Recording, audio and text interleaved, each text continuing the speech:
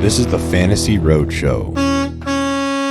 But to me, I just want to get your guys' thoughts on if you kind of agree. To me, I think it's obvious. There's kind of three main areas. I think linebacker, obviously. I think the offensive line is getting older, and we have free agents there. And then maybe a third is running back position. So I'd like to we can start with Landry this time. We'll just go across. If you kind of agree, or if you have any other weaknesses you think of the roster currently as we head into free agency. No, you just said linebacker, running back, with the exception of that offensive tackle, even though I agree with it. It's like if you were asking me the first three picks I'd like to see us make in the draft, it would probably be linebacker, running back, and defensive tackle, just because I feel like we need more of an impact player and they're available in this draft. But I 100% agree with the O-line. It's just I think there's pieces that are still there to work with. Free agency could probably fill that out. Later round picks, I think you can find something. So, I mean, I'm right on board with those. We could go in depth on any of them, but that's right on the money. Yeah, that definitely sounds about right. I think I'm not going to be totally out on what Zimmer can do with Mozzie as far as in the DT position goes. It would probably be fourth on my total needs. It is a need as far as building our defensive line to what we want it to be, and to definitely be able to stop the run and not let Aaron Jones happen in the playoffs and things like that. Because when you really want to break it down, if you were to just wanted to add one and one together, we couldn't stop the run. We couldn't really run it well.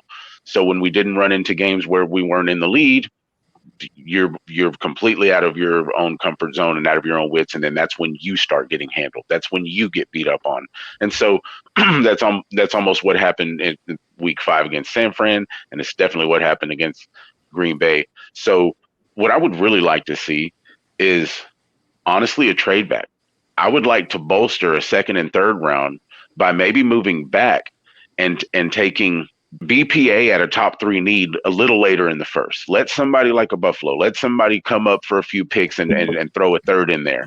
Then you give yourself an option in the second to really jump and make a move on Tavondre Sweat if he's still available, on somebody really, really just outstanding, on another linebacker, an Edgerrin Cooper if he's still there, who I'd like to see out of A&M. So I think I'd like to see the move back play. I don't think it'll happen. I think in the third round, we do need a running back. As much as I would still like to see Tony Pollard be in our mix, because I know what he can offer as a 1-2 punch of a running back. We already seen it. When he was a 1-2 punch running back, PFF's numbers, he was the best running back in the league on all metrics. So I'd like to get him back into that role and stop trying to be – we didn't need to turn him into something he wasn't. Now, Jimmy, quick, if I could jump in. Any running back stand out to you that you think fits your scheme the best and what you want your running back to do? Who's on the top of your list? He played for Oregon. You guys probably know him pretty well, Mr. Irving. Oh, Bucky. So that's who I'd really like to see. And you know what? And I think he's available there at 3. He's the type of running back with this amount of running backs and this kind of draft and the players that are available.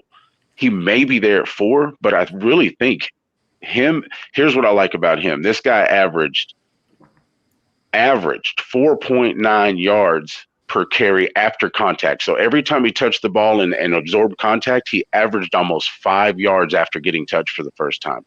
That's what that's what our running backs for the last 2 years couldn't do well, is take hits and keep moving. So when you give me that number and then an explosive Tony Pollard, that's the only number I needed to see from that kid. And then when you just watch film on him, he's obviously lightning. So yeah, Bucky Irving's my guy.